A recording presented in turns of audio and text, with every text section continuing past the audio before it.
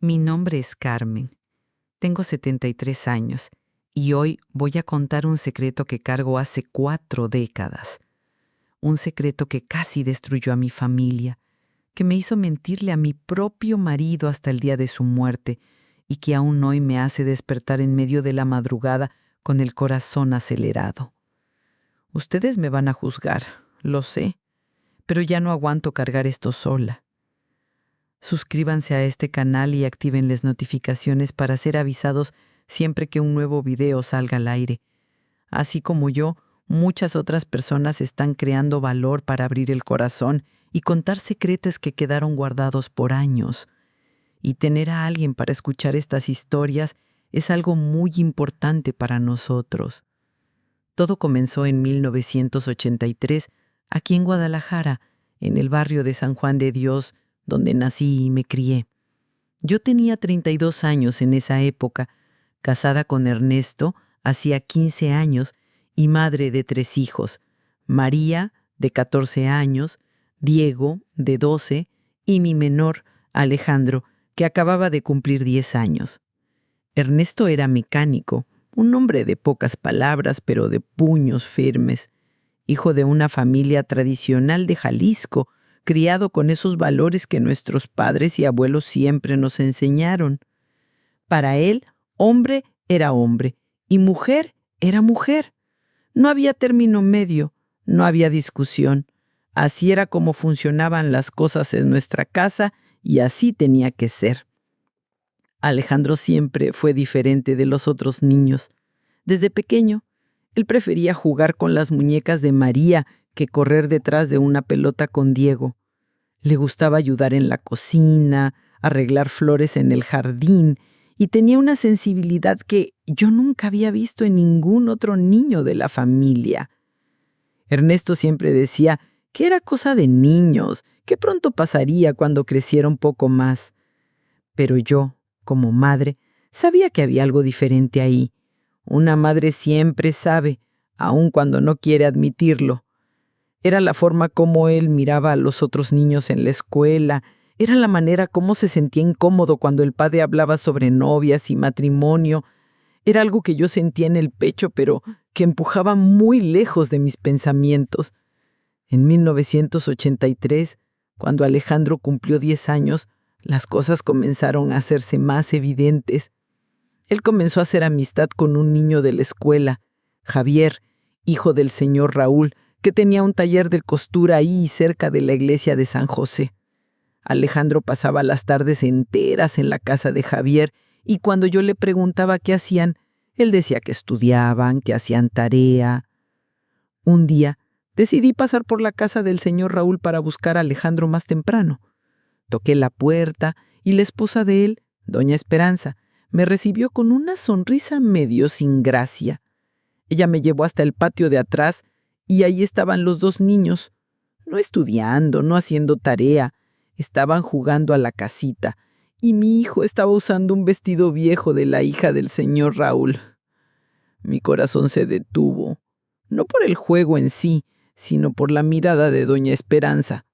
Era una mirada de pena, de incomodidad, pero también de conocimiento, como si ella supiera algo que yo aún no estaba lista para admitir. Llevé a Alejandro a casa en silencio. Durante todo el camino él trató de explicarme que era solo un juego, que no significaba nada, pero yo sabía que significaba todo.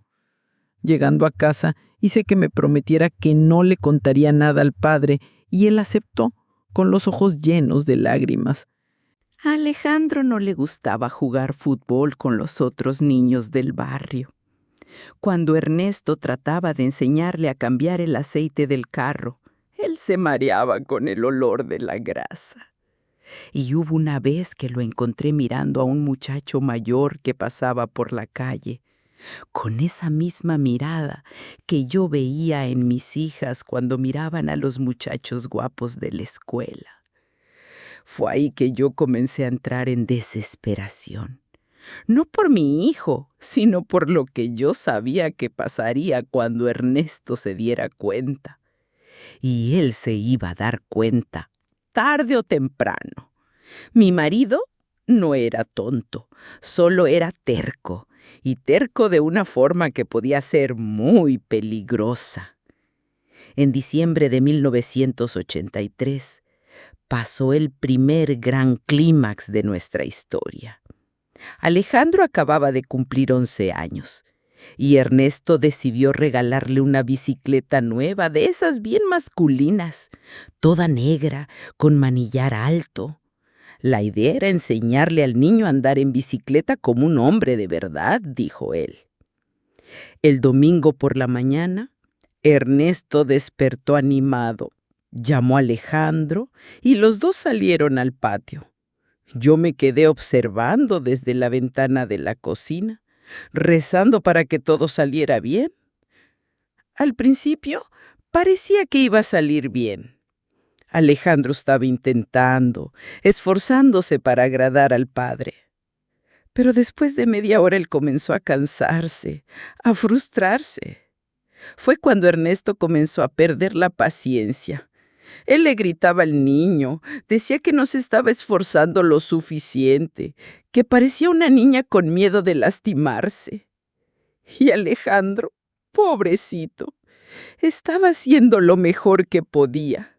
Pero mientras más le gritaba el padre, más nervioso se ponía y más se equivocaba. Hasta que pasó.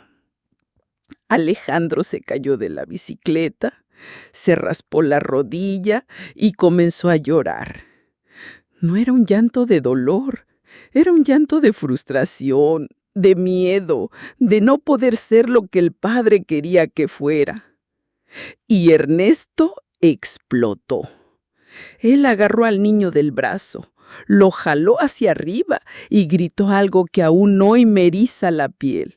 «Deja de llorar como una mujercita. ¿Eres hombre o no? Si vas a ser maricón, mejor que te salgas de mi casa ahora».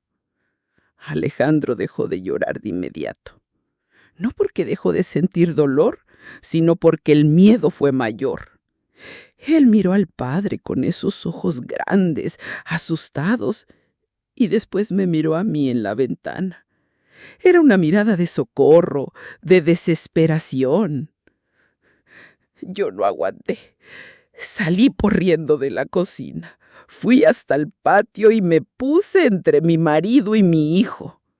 Por primera vez en mi vida, yo enfrenté a Ernesto. Le dije que Alejandro era solo un niño, que estaba aprendiendo, que no necesitaba gritarle de esa manera. Ernesto me miró como si hubiera perdido la cabeza. Él nunca me había visto estar en desacuerdo con él delante de los niños. Se quedó algunos segundos en silencio. Después dijo que conversaríamos sobre eso más tarde y entró a la casa. Esa noche, después de que los niños se fueron a dormir, Ernesto me llamó para conversar. Él estaba calmado, pero yo conocía esa calma. Era la calma antes de la tormenta. Me dijo que estaba preocupado por Alejandro, que el niño se estaba volviendo muy blando, muy sensible, que si yo seguía protegiéndolo de esa manera, él se iba a volver un marica, uno de esos hombres que son una vergüenza para la familia. Yo traté de argumentar. Dije que cada niño era diferente, que Alejandro solo necesitaba más tiempo para desarrollarse. Pero Ernesto no quería escuchar. Él dijo que iba a arreglar la situación, que conocía formas de endurecer a un niño blando. Y fue ahí que tuve la primera gran revelación de mi vida. Yo sabía que mi hijo era diferente. Y yo sabía que mi marido era capaz de hacer cosas terribles para tratar de cambiarlo. Yo necesitaba proteger a Alejandro, pero no sabía cómo hacer eso sin destruir a mi familia. Los meses siguientes fueron los más difíciles de mi vida. Ernesto comenzó a ser más riguroso con Alejandro. Lo inscribió en clases de karate, lo obligaba a ayudar en el taller mecánico los fines de semana, y siempre que veía al niño haciendo algo que él consideraba femenino, le daba un regaño o un castigo. Alejandro comenzó a volverse cada vez más retraído.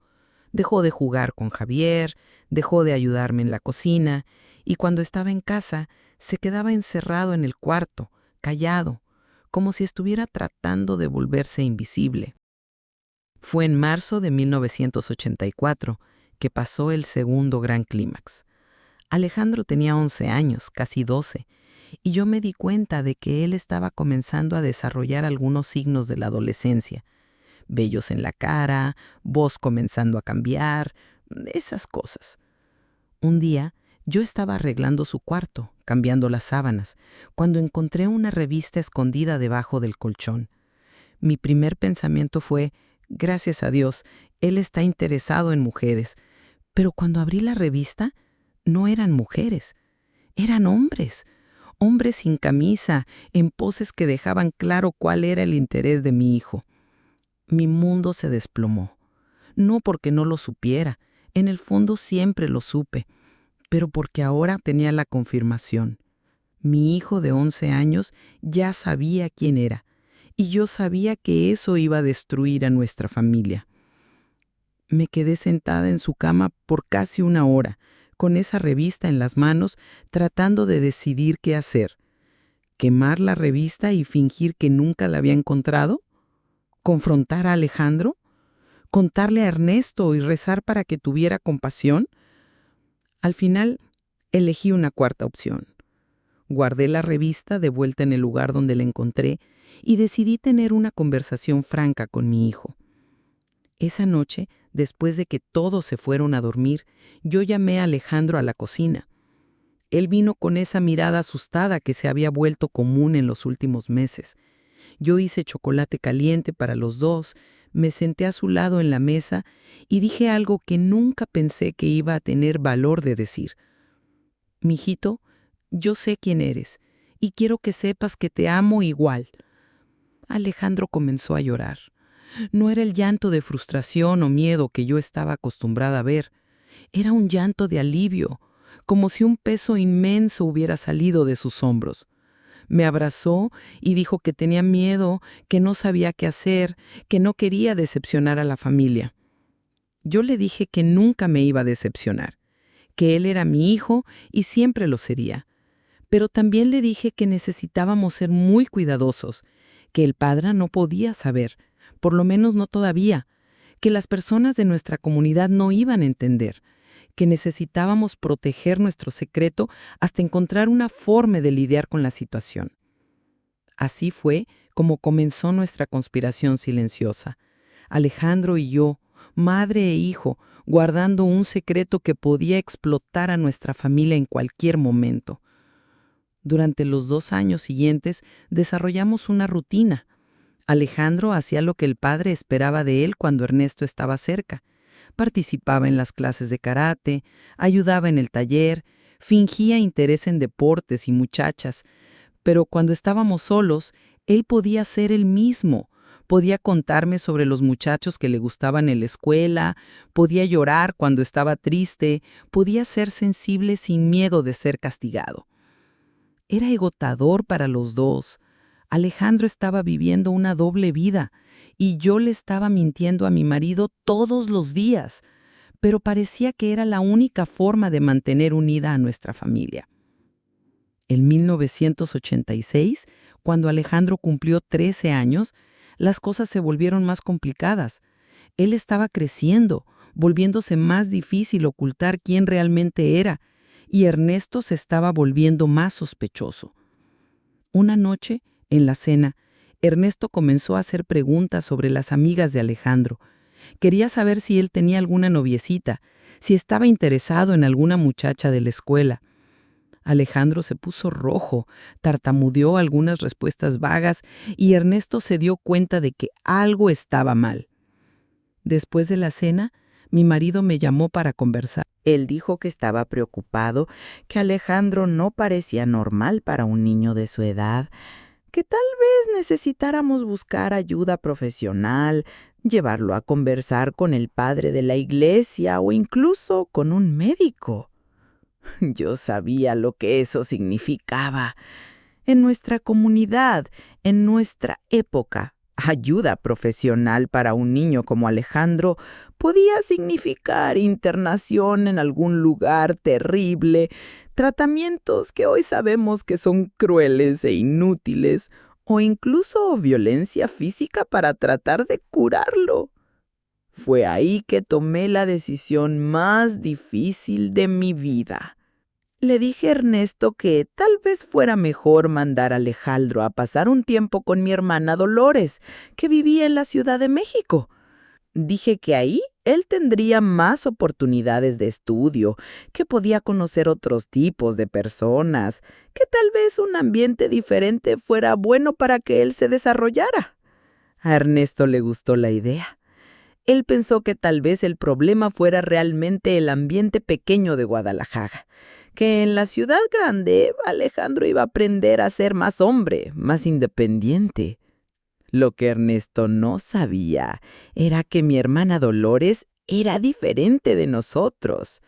Ella había estudiado, había viajado, tenía una visión más abierta del mundo, y yo sabía que ella iba a aceptar a Alejandro tal como él era.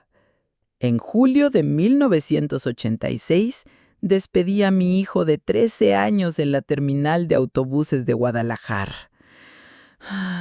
Fue uno de los días más tristes de mi vida. Alejandro estaba llorando, yo estaba llorando, pero las dos sabíamos que era lo mejor que podíamos hacer. Antes de que él subiera al autobús, le di un sobre con dinero y una carta. En la carta le dije que debería ser quien realmente era, que debería ser honesto con la tía Dolores y que yo siempre estaría de su lado sin importar lo que pasara. Hasta aquí te juro que no sé si actué bien. ¿Será que debería haber enfrentado a mi marido desde el principio? ¿Será que debería haber luchado para mantener a mi hijo conmigo, aún sabiendo los riesgos? Cuéntame en los comentarios. ¿Tú habrías hecho diferente? Los próximos 5 años fueron los más largos de mi vida. Alejandro se quedó viviendo con Dolores en la Ciudad de México, estudiando y creciendo lejos de casa.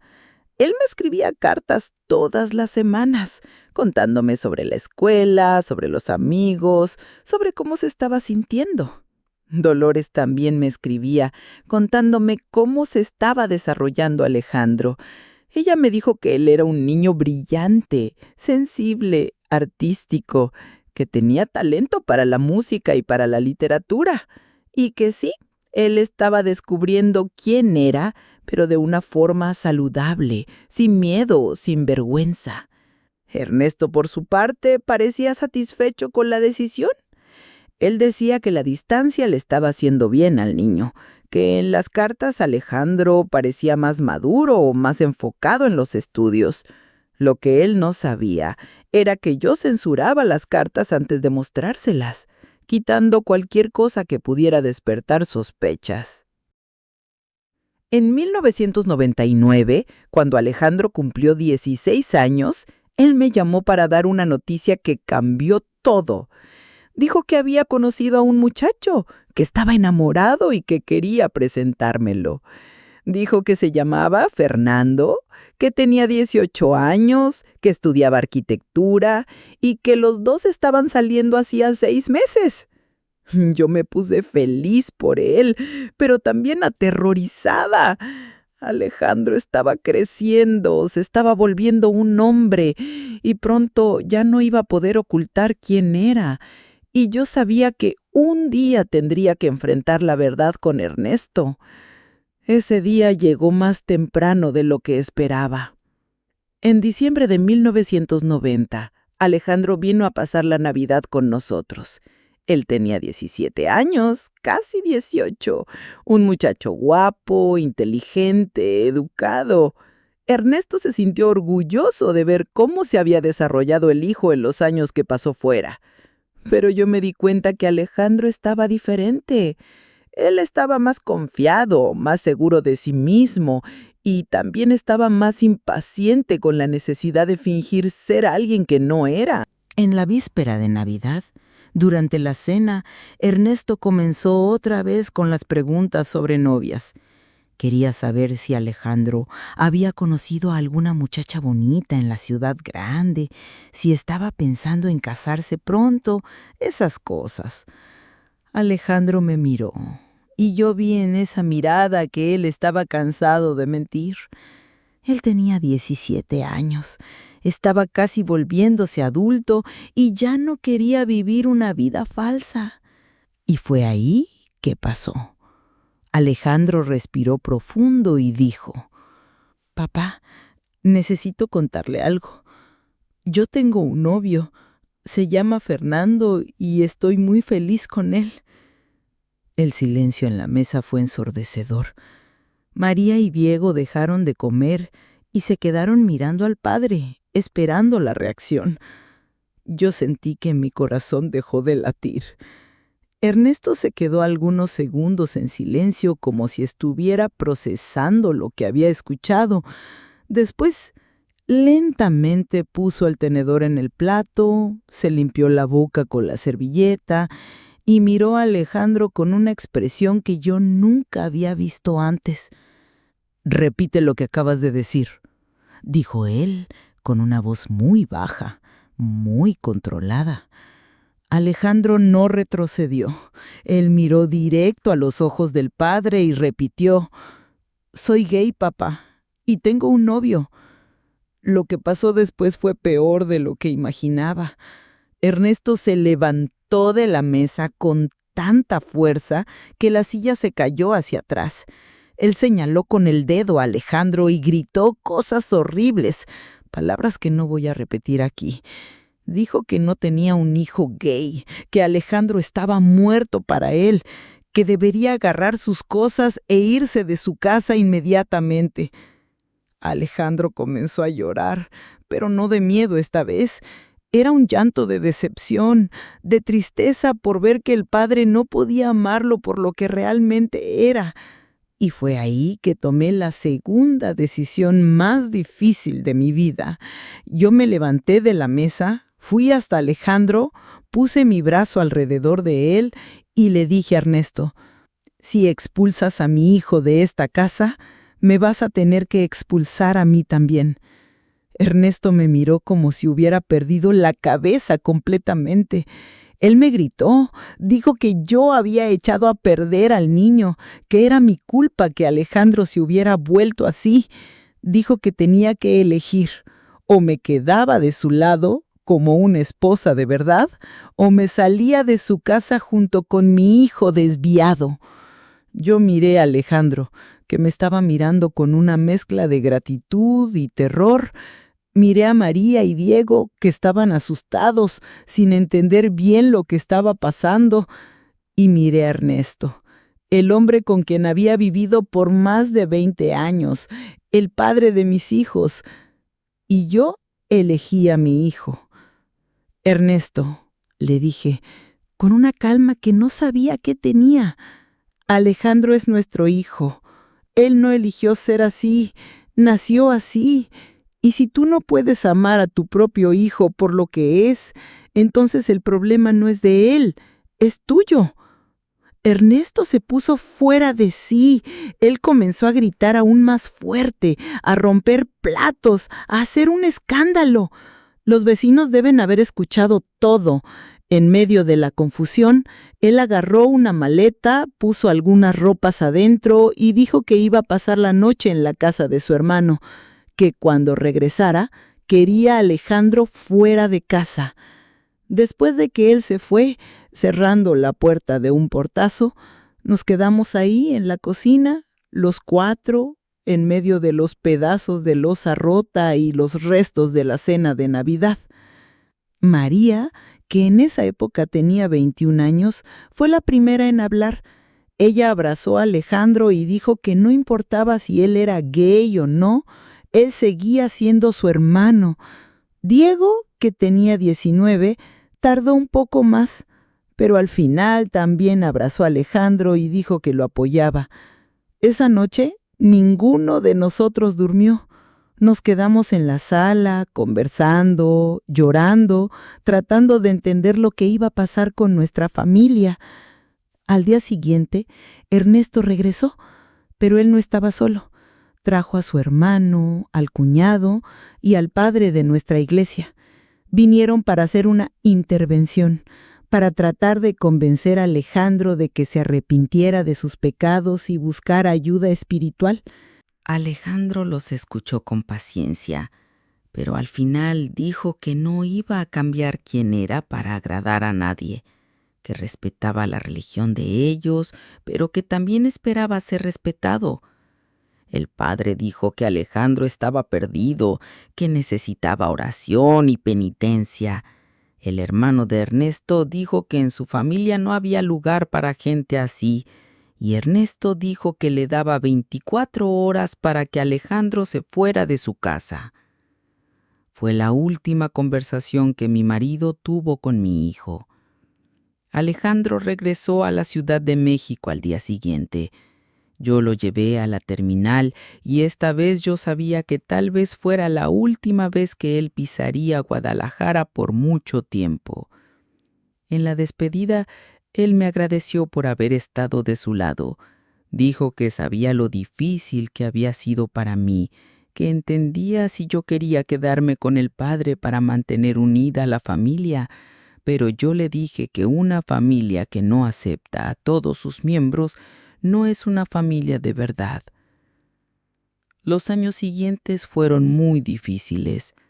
Ernesto y yo seguimos casados, pero nuestra relación nunca más fue la misma. Él me culpaba por haber consentido a Alejandro, por haber permitido que se volviera gay. Yo lo culpaba por haber expulsado a nuestro hijo de casa. Alejandro se graduó en literatura en la universidad, consiguió un trabajo en un editorial y construyó una vida linda en la Ciudad de México. Él y Fernando salieron por 5 años y yo iba a visitarlos siempre que podía a escondidas de Ernesto. En 1995 me presentó a otro muchacho, Carlos, con quien comenzó una relación que dura hasta hoy. Carlos es arquitecto, una persona maravillosa, y los dos construyeron una vida juntos que es un ejemplo de amor y compañerismo. Ernesto nunca conoció a Carlos. En realidad, mi marido pasó los últimos 15 años de su vida fingiendo que Alejandro no existía. Cuando las personas preguntaban sobre nuestro hijo menor, él decía que lo habíamos perdido en un accidente. En 2010, Ernesto tuvo un infarto y murió en el hospital. Alejandro vino al funeral, pero su padre ni siquiera en el lecho de muerte quiso verlo. Fue una de las cosas más tristes que he presenciado en mi vida.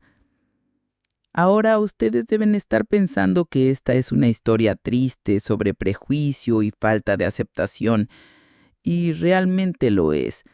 Pero no es solo eso.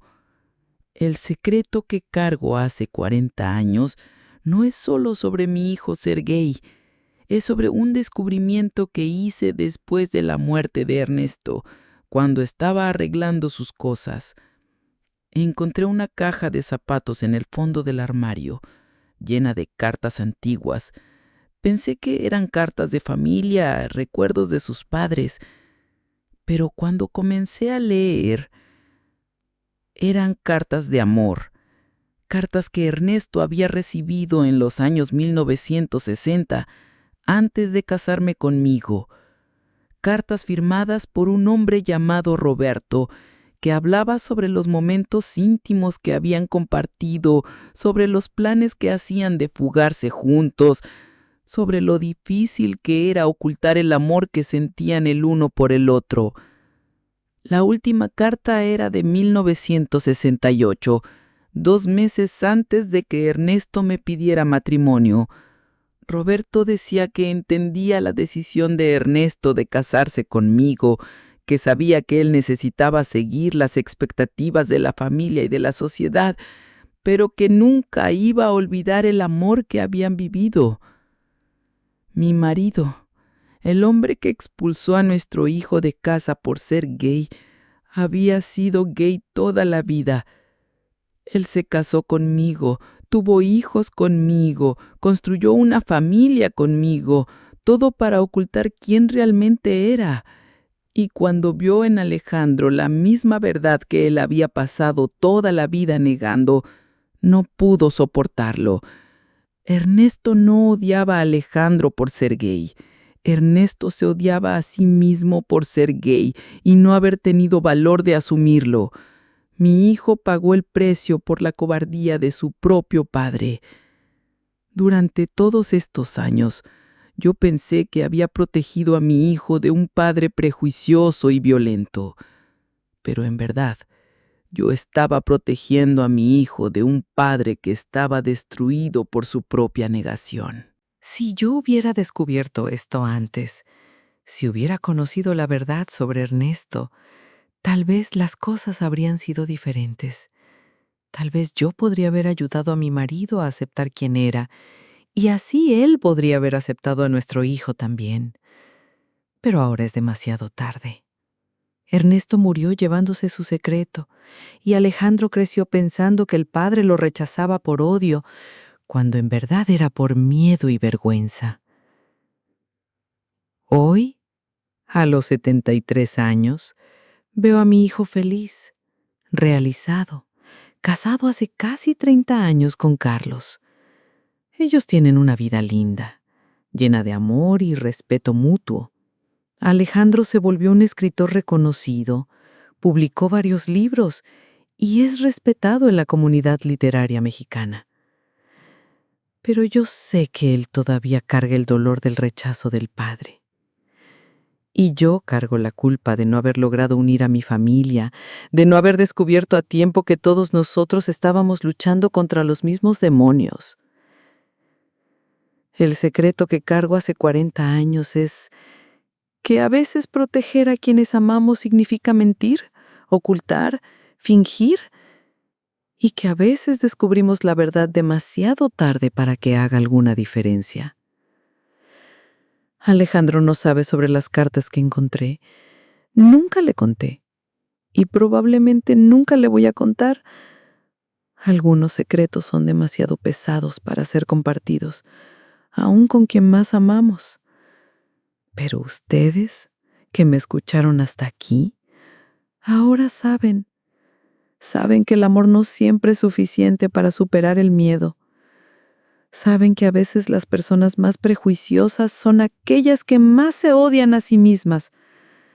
Y saben que una madre es capaz de cargar cualquier peso para proteger a sus hijos, aun si eso significa mentirle al mundo entero.